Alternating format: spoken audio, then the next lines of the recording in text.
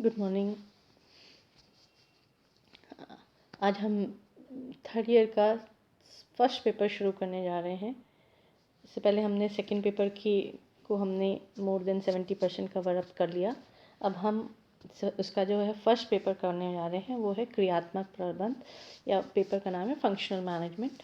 और functional management का जो फर्स्ट चैप्टर है वो है उसका एक इंट्रोडक्शन, या उसके बारे में कुछ बताना कि हम एक परिचय देना कि भी क्रियात्मक प्रबंध क्या होता है। फंक्शनल मैनेजमेंट के लिए कहा जाता है कि फंक्शनल मैनेजमेंट या क्रियात्मक प्रबंध जो है हेनरी फ्योल और टेलर के द्वारा दी गई जो है प्रबंध, साइंटिफिक प्रबंध के बारे में बताता है कि साइंटिफिक प्रबंध क्या है या मैनेजमेंट क्या है, जिसके बारे में हम बात कर रहे हैं। तो क्रियात्मक प्रबंध जो है उन सिद्धांतों पर वर्क करता है जहाँ पे हम विशिष्टीकरण और कार्य का विभाजन आदि बातों पर बात करते हैं। आधुनिक जो बृहद स्तरीय व्यावसायिक संस्थाएं हैं जहाँ पर प्रबंध व्यवस्था की सफलता विशिष्टीकरण के सिद्धांत पर टिकी हुई होती है। इन संस्थाओं में जो है उसका आंतरिक संगठन संरचना जो है वो इस आधार पर उसके विभागों को विभाजित किया जाता है कि विशिष्टीकरण को ध्यान में रख के कि हर उस संस्था के लिए किन किन कार्यों का विशिष्टीकरण ज़रूरी है, किन किन बातों को, सिद्धांतों को ध्यान में रखना ज़रूरी है, उस आधार पर उनको बांटा जाता है विभागों को। जैसे उत्पादन, विपणन, वित्तीय, सेवी वर्गीय विभाग आदि, ये सबसे बेसिक विभाग हैं। इसके अलावा जैसे जैसे संस्था बड़ी आकार की होती जाती है उसको और भागों में विभाजित कर दिया जाता है। तो हम इसकी सामान्य अर्थ हम देखेंगे, सामान्य अर्थ या परिभाषा देखेंगे फंक्शनल मैनेजमेंट की या क्रियात्मक प्रबंध की। तो किसी भी संस्था के विभिन्न क्रियात्मक क्षेत्रों के प्रबंध के सारोकार रखता है। जितने ज़्यादा विशेषज्ञ प्रबंध उपलब्ध होंगे उतना क्रियात्मक क्षेत्र व्यापक माना जाएगा। इसकी कुछ प्रमुख परिभाषाएं हम देखेंगे क्रियात्मक प्रबंध की, जिसमें मेसी की, जैसे जोसेफ मेसी की परिभाषा है, क्रियात्मक प्रबंध सामान्य प्रबंध की एक विशिष्टीकृत शाखा है। यानी हम जब जनरल मैनेजमेंट की बात करते हैं तो हम कहते हैं planning, organisation, coordination, motivation, control. लेकिन जब हम क्रियात्मक प्रबंध की बात करते हैं तो हम कहते हैं marketing management, production management, personal management, यानी हम उसमें एक विशिष्ट विभाग को जोड़ देते हैं। इसी तरह क्रियात्मक प्रबंध संगठन के विशिष्टीकृत एरियाओं से संबंधित माना जाता है। अगर हम सभी परिभाषाओं को ध्यान में रख के बात करते हैं तो हम कह सकते हैं कि क्रियात्मक प्रबंध संगठन के विशिष्टीकृत क्रियात्मक क्षेत्रों के प्रबंध से सारोकार रखता है और हर विशिष्ट कार्य के लिए एक क्रियात्मक प्रबंधक या विशेषज्ञ उत्तरदायी होता है, जो ये देखता है कि वह कार्य सही प्रकार से किया जाता है या नहीं, और उस हर विभाग के अंदर कार्यों का नियोजन, संगठन, निर्देशन एवं नियंत्रण करता है। जबकि दूसरी ओर वही विशेषज्ञ उच्च प्रबंधकों की भूमिका निभाते हैं। अगर हम क्रियात्मक प्रबंधक की बात करते हैं तो क्रियात्मक प्रबंधक क्या है? क्रियात्मक प्रबंधक किसी भी संगठन में किसी विशिष्ट कार्य क्रियात्मक क्षेत्र को करने वाला व्यक्ति माना जाता है।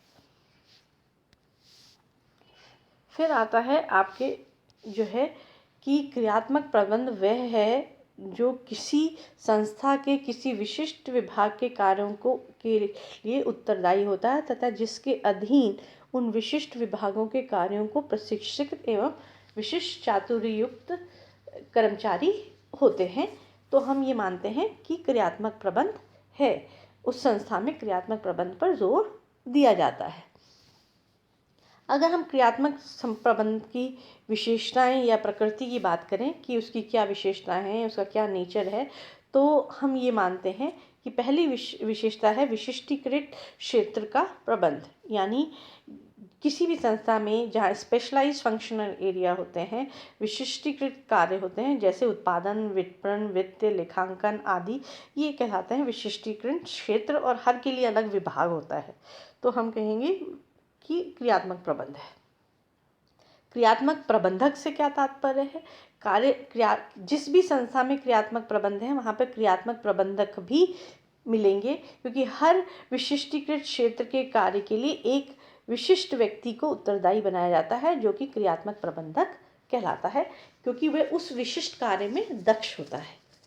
फिर आता है विशिष्टीकरण पर आधारित क्रियात्मक प्रबंध जो है वो हम मानते हैं कि हर जो कार्य जो है उसका विभाजन या जो है कार्य को विभाग के अंदर परिवर्तित किया गया है, तो इस आधार पे किया गया है कि वह उस संस्था के लिए वह कार्य एक विशिष्टीकरण रखता है और उस कार्य को करना आवश्यक है।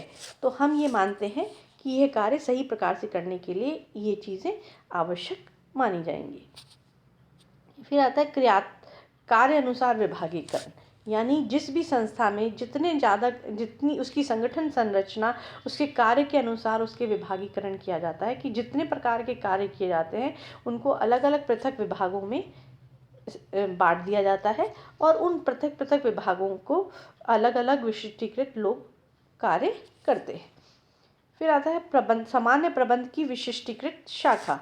एक सामान्य प्रबंध जो है उसके अंदर प्लानिंग, ऑर्गेनाइजेशन, कोऑर्डिनेशन, मोटिवेशन ये सब हम करते हैं, लेकिन क्रियात्मक प्रबंध जो है सामान्य प्रबंध की एक विशिष्ट शाखा मानी जाती है, क्योंकि हर उस शाखा में हर उस कार्य को किया जाता है, प्रबंध को विशेष तरीके से किया जाता है। फिर आता है विस्तृत क्षेत्र यानी वाइड स्कोप। ये कहा जाता है कि किसी भी संस्था में उत्पादन, विपणन, वित्त, लेखांकन, शोध, विकास आदि सभी क्षेत्रों का प्रबंध सम्मिलित होता है। यह क्षेत्र संस्था के आकार के आधार पर बढ़ता घटता रहता है, यानी जितनी बड़ी संस्था उतना बड़ा क्षेत्र व्यापक हो जाएगा, जितनी छोटी संस्था उसका क्षेत्र उतना कम हो जाएगा, लेकिन विभाग उसके उतने ही रहेंगे, उतना विशिष्टीकरण उसके लिए ज़रूरी है वो उसमें पाया जाएगा। फिर आता है पारस्परिक संबंध यानी म्यूचुअल रिलेशन। क्रियात्मक प्रबंधकों का सामान्य प्रबंधकों के साथ पारस्परिक संबंध आवश्यक होता है। क्योंकि क्रियात्मक प्रबंधक वो होते हैं जो हर उस विभाग के होते हैं जिसको हमें विशिष्टीकरण के आधार पर बांटा है, और जो सामान्य प्रबंधक होते हैं वो प्रबंधक होते हैं जो कि उनके ओवरऑल हेड करते हैं, वो पूरा प्रबंध देखते हैं, तो उनके बीच में एक अच्छा संबंध, पारस्परिक संबंध होना आवश्यक है। फिर आता है रेखा एवं स्टाफ कर्मचारी।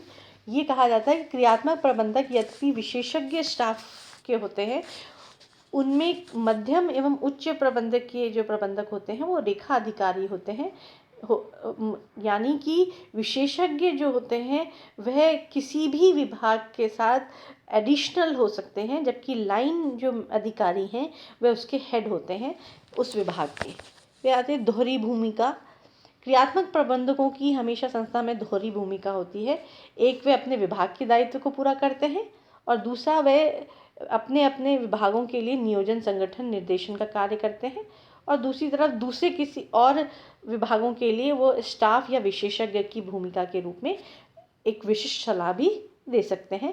इसलिए वह विशेषज्ञ होते हैं, इसलिए विशिष्ट सलाह देने के लिए सक्षम माने जाते हैं। फिर आता है पारस्परिक प्रबंध, परस्पर व्यापी प्रबंध यानी ओवरलैपिंग मैनेजमेंट। क्रियात्मक प्रबंध का कार्य क्षेत्र या विभाग परस्पर व्यापी होता है। जैसे फॉर एग्जांपल सेवी वर्गीय विभाग जो कि पर्सनल डिपार्टमेंट हम कहते हैं, और वो जो है उससे पर्सनल डिपार्टमेंट जो है